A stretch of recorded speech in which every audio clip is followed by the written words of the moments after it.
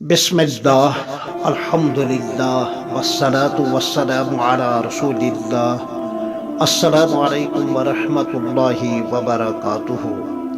رمضان کی آمد، مرحبا، قسط نمبر 13 ہے۔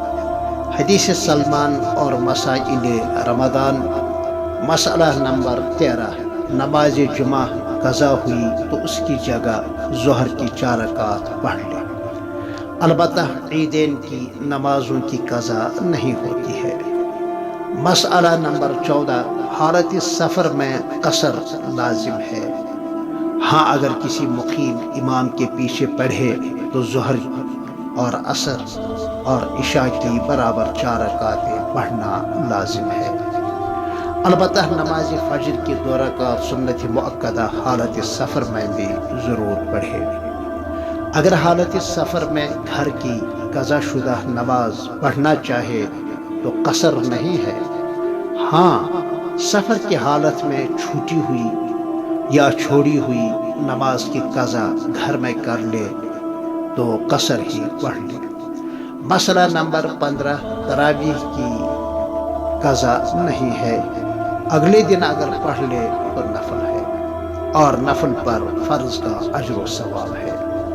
مسئلہ نمبر 16۔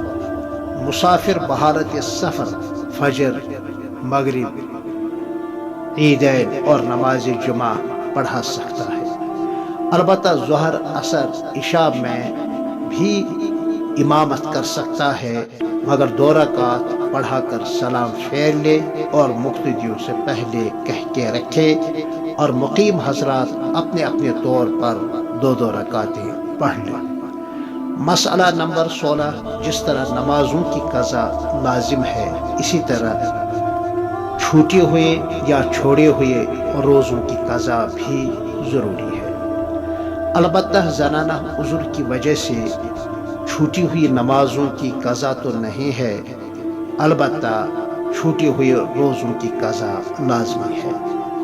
الحاصل، نوافل کے بجائے قضاء عمری کا اہتمام سال بھر میں بالعموم اور ماہ رمضان میں بالخصوص ہو تو ایک فرض پر 70 فرضوں کا ثواب ملے گا۔ اسی لیے تو عام طور پر زکوٰۃ کی ادائیگی اسی مبارک مہینے میں ہوتی ہے تاکہ اتنا ثواب ملے۔ مسئلہ نمبر 17۔ اشراق کے وقت سے میقات الصلاح کے مطابق ابتدائی ظہر سے 3-4 منٹ تک کوئی وقت مکروہ نہیں ہے۔ یہ عوام الناس کی غلط فہمی ہے جو 12 بجے کو وقت مکروہ سمجھتے ہیں۔ بس یہی 3-4 منٹ بوجہ زوال وقت مکروہ ہے، اس سے پہلے تک کوئی نماز مکروہ نہیں ہے۔ نماز جنازہ بھی پڑھ سکتے ہیں، سجدے تلاوت بھی کر سکتے ہیں، قضاء عمری بھی کر سکتے ہیں، اور نفل بھی پڑھ سکتے ہیں۔